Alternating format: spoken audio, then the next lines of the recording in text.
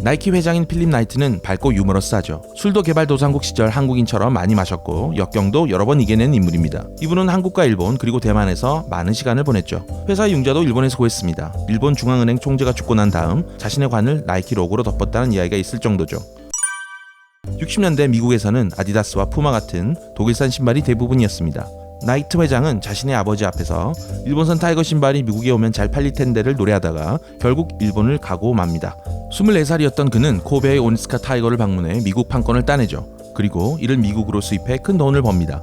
그런데 미국 세관에서는 엄청난 벌금을 물립니다. 당시 미국산 신발 제조업체인 컨버스의 신발은 대부분 캔버스 재질이어서 달리기 선수들은 오래 신으면 발이 까지고 아팠습니다. 그런데 합성 섬유 신발이었던 일본산 타이거는 달랐죠. 이건 선수들이 다 알았습니다. 문제는 컨버스사가 로비를 벌여 수입 합성 섬유가 일부 재질인 신발에는 엄청난 관세를 물리도록 법을 통과시킨 사실이었습니다.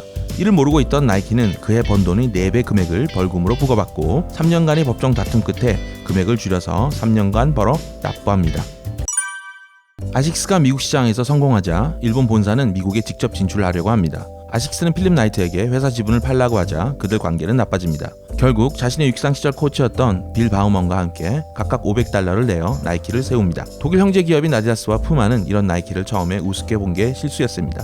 나이키는 엄청난 마케팅으로 미국은 물론 세계적인 회사로 급상정해버렸죠. 예를 들어 마이클 조단의 에어 조단을 만들었는데 농구협회에서 이를 금지시켜버립니다. 그러자 가게에다 농구협회가 금지시킨 신발로 마케팅해서 오히려 대박을 칩니다. 게다가 아놀드 파머, 타이거 우즈 등 엄청난 선수들의 신발을 커스텀 제작하기도 했죠. 이분은 나중에 스탠포드 졸업식에서 연설을 하게 되는데요. NBA 은사인 프랭크 셀렌버그 교수가 기업가 정신 수업에서 했던 명언으로 마지막을 장식했습니다. The only time you must not fail is the last time you try. 당신이 절대 실패해서는 안 될 순간은 마지막으로 시도할 때다.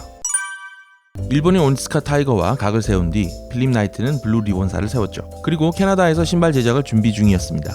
사원들과 필립은 새로운 신발을 만들기 위해서 상품명과 로고를 디자인해야 했는데 오레곤 대학교 디자이너 학생이자 나이트의 친구인 캐롤린 데이비슨이 이를 맡았죠. 여러 가지 아이디어가 있었습니다. 처음부터 뭔가 역동적이고 단순한 스우시 디자인이 나온 건 아니었죠. 여러 가지 디자인들을 회사에서 리뷰하고 다시 그렸습니다. 상품명에 대해서도 격렬한 논쟁이 있었는데 필립 나이트는 디멘션 6를, 직원들은 페레그린 펠콘과 같은 독수리나 벵갈 호랑이 이름을 댔죠. 그러자 필립 나이트는 또 동물 이름이냐? 그렇게 싸우다 승리의 여신인 니케, 미국식 발음 나이키가 어떠냐고 제안이 들어왔습니다. 고대 그리스 승리의 여신 말입니다.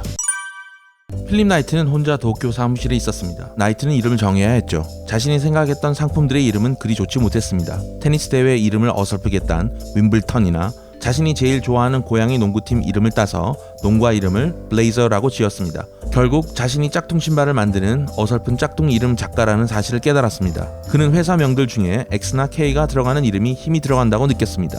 그는 니케라는 이름이 지금은 마음에 들지 않지만 시간이 지나면 익숙해질 거라고 결정 내렸죠. 이제는 적인 오니스카가 이번에는 일본에 왜 왔냐고 전화해서 물었습니다.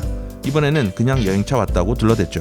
그러자 코베까지 기사와 차량을 내주었고 오니스카가 직접 영접해주며 저녁 식사까지 대접받았습니다. 자신과 자신의 신부와 적이 함께 말이죠.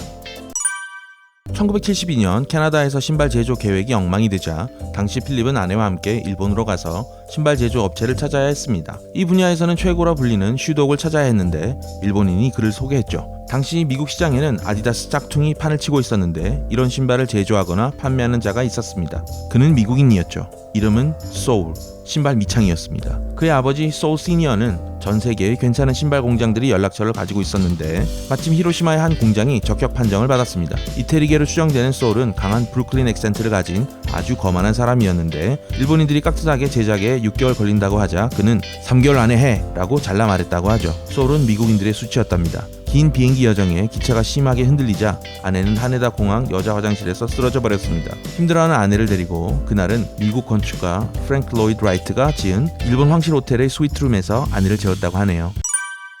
하버드 비즈니스 스쿨 리뷰가 나이키를 분석했을 때 술주정뱅이, 장애자, 지저분한 놈, 궁둥이 얼굴 등으로 구성된 나이키란 회사가 어떻게 해서 세계적인 기업이 되었는가에 대해 매우 신기했죠. 필립 나이트는 자신보다 몇 배는 더 부자인 빌 게이츠, 워런 버핏과 함께 영화 버킷리스트를 시사회장에서 같이 보았답니다. 그는 생각했죠. 저 사람들은 버킷리스트가 없을 정도로 하고픈 것들을 다 하고 살았을 거야. 내가 다시 인생을 산다면 후회를 안 하는 인생을 살 거야 라고 말했습니다. 필립 나이트의 인생은 정말 실수도 많고 문제도 많은 인생이었습니다.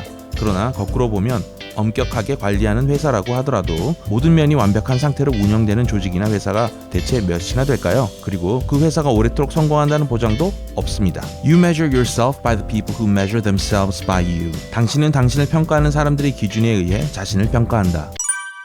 결국 비즈니스 성공을 위해 지켜야 할 원칙은 나이키에는 단 하나였던 것 같습니다. 필립 나이트는 미국의 조지 패튼 장군의 말을 인용해 이를 표현했죠. Don't tell people how to do things. Tell them what to do and let them surprise you with their results. 자격이 되는 사람을 고용하면 일단 믿고 맡겨라. 그리고 놀라움을 기대하라.